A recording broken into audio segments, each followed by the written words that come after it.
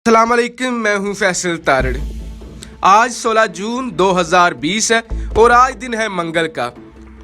हम पाकिस्तानी और तमाम मुसलमान इस वक्त भारत, चीन, नेपाल, पाकिस्तान इन मसलों में उलझे हुए हैं। हम मुसलमान इस वक्त बिल्कुल खामोश हैं और हमारी आंखें बंद हैं। हमें ये लगता है कि यहूद व नसारा जो भी मुसलमानों के खिलाफ साजिशें कर रहे हैं वो हमारे लिए नहीं है, बल्कि हमारे पड़ोसी मुल्क के लिए है, दूसरे मुसलमान मुल्क के लिए है।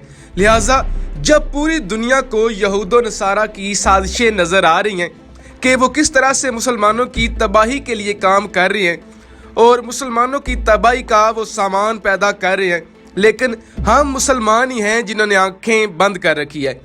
कश्मीर में जुल्म होता है तो सऊदी अरब के मुसलमान खामोश हो जाते हैं।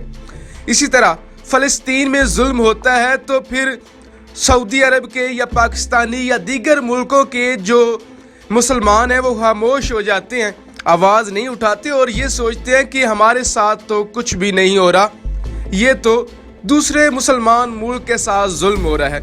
लिहाजा जब से हमें कुफ़ार ने, यहूद व नसारा ने टुकड़ों में बांट दिया है, तब से हमारी तबाही शुरू हो चुकी है, तब से हमारी बर्बादी शुरू हो चुकी है। अब जो इसराइल घटिया काम कर रहा है और घटिया मंसूबे पे अमल कर रहा है, वो मुसलमानों के लिए जाग जाने वाला काम है कि मुसलमान अब जाग जाएं। खतरे की घंटियां बज चुकी हैं। इसराइल ने मशरकी बैतुल मक़दस में मुतनाज़ा रोड की तामीर शुरू कर दी है ताकि अगर मुसलमान चाहें भी, फ़लस्तीनी चाहें भी अलहदा रियासत की जो उनकी ख्वाहिश है वो पूरी ना हो सके, बैतुल मक़दस के सेंटर में उन्होंने एक रिंग रोड तामीर करना शुरू कर दिया है अमेरिका की मदद से, और उस रोड का नाम भी अमेरिकन रोड रखा है।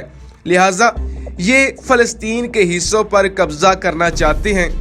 ये हर हाल में मुसलमानों की तबाही का सामान पैदा कर रहे हैं, जबकि हमास ने और फ़लस्तीन की जितनी भी मुसलमान जमातें हैं उन्होंने ऐलान जंग कर दिया है, लेकिन हमें पता तक नहीं है। हम खामोश हैं, हम अपने ज़ाती मसलों में उलझे हुए हैं। दूसरी जानब इराक़ के अंदर जो अमरीकी फ़ौज को सरप्राइज़ मिला है और दोबारा से अमरीकी फ़ौज पर हमलों का सिलसिला शुरू हो चुका है, वो भी हैरान कुन है। आज सुबह मंगल के दिन इराक़ में एयरपोर्ट के नज़दीक अमरीकी फ़ौज पर हमला हुआ है और सुबह सुबह 2 रॉकेट आकर गिरे हैं अमरीकी फ़ौज पर, और यकीनन ये काम ईरान की जानिब से किया गया होगा। लिहाजा ईरानी प्रॉक्सी, ईरानी फ़ौज, ईरानी कुदस फोर्स एक दफ़ा फिर से एक्टिव हो चुकी है। वो अभी अमेरिका को सबक सिखाना चाहती है, जबकि अमेरिका अब चीन के ख़िलाफ़ हो चुका है।